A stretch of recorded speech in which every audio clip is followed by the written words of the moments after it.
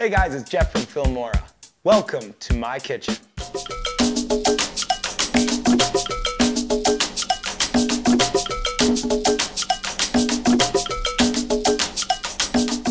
In this episode, we're going to touch on time lapses.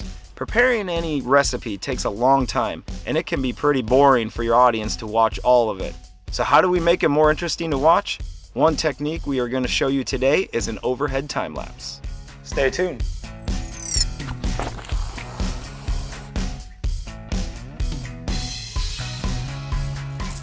So for this dish, it's going to be an intense, amazing amount of color and activity right here on the table.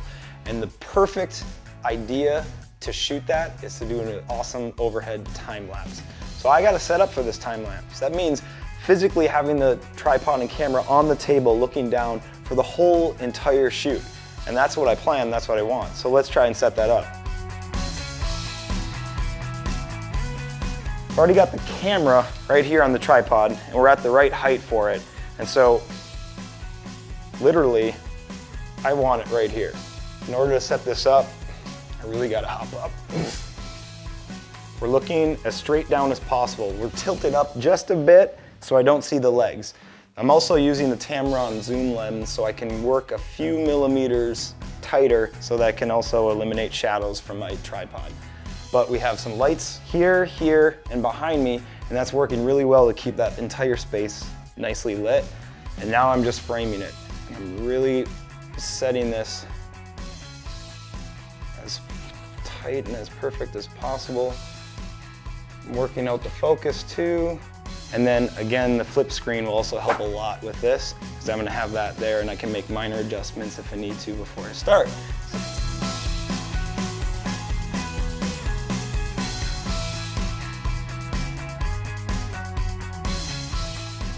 All right, so now we're set up with this. For this time lapse to really look really cool, we have the lighting set up with a 3-point system. So we have our fill light right there coming down this way. We have our key light, which is the main light that's setting us this space, coming this way. And then we have a backlight coming down through the back.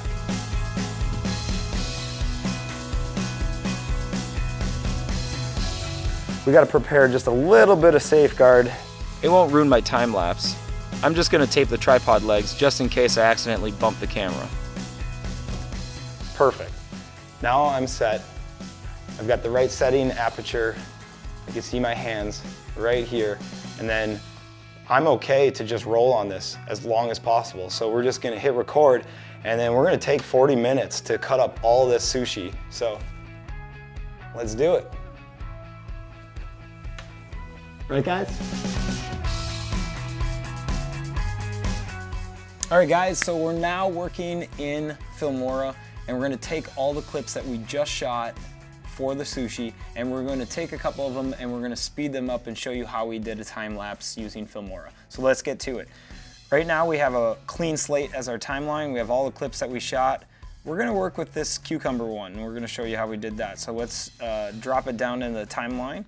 It is a long, long clip. In fact, if I zoom all the way out, it's about 12 plus minutes long. And I can see from the little pictures here that I can see where we're at. We're cutting cucumbers, then we're cutting avocado, and that's where it stops. So let's just concern ourselves with the cucumbers. We need to select where we want to start the clip and end the clip for the cucumbers. And I'm going to do that by dragging this. And as we drag, we can watch in the upper right corner here all the shots as we drag through it. So we want to bring it all the way to the beginning of the avocado right there. Let's stop it right there. That looks like a nice clean slate. That's the end of the shot. Now let's bring the start of the shot kind of halfway through the middle. I think right there looks pretty good. All right, so now we have our main clip that we're going to speed up.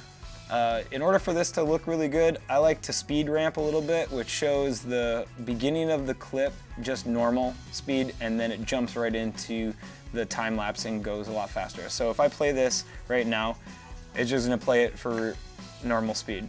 And I just want a second of that in the beginning. So we're gonna we're gonna zoom in here and we're gonna go to about a second, maybe a second and a half. So that's, if you notice, I'm looking up over here, 1.08. I'm gonna move it to about, yeah, right there. That looks about good.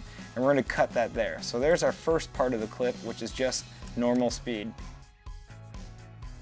All right, and then this rest of this clip is gonna be, let's make it 10 times fast.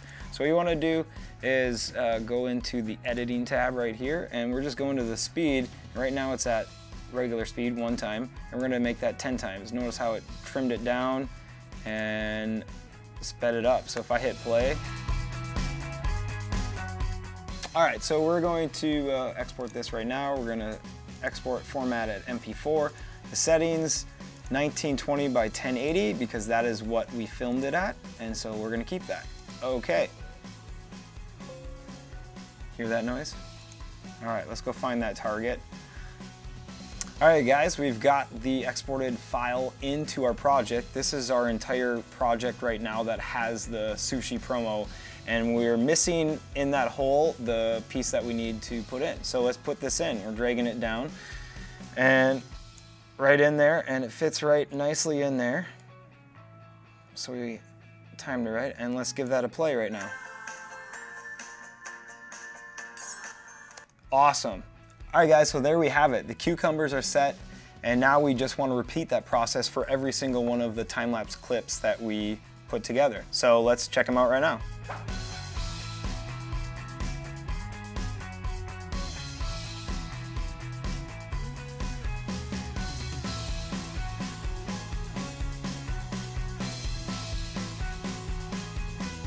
All right, guys, hope you learned a lot. Stay awesome.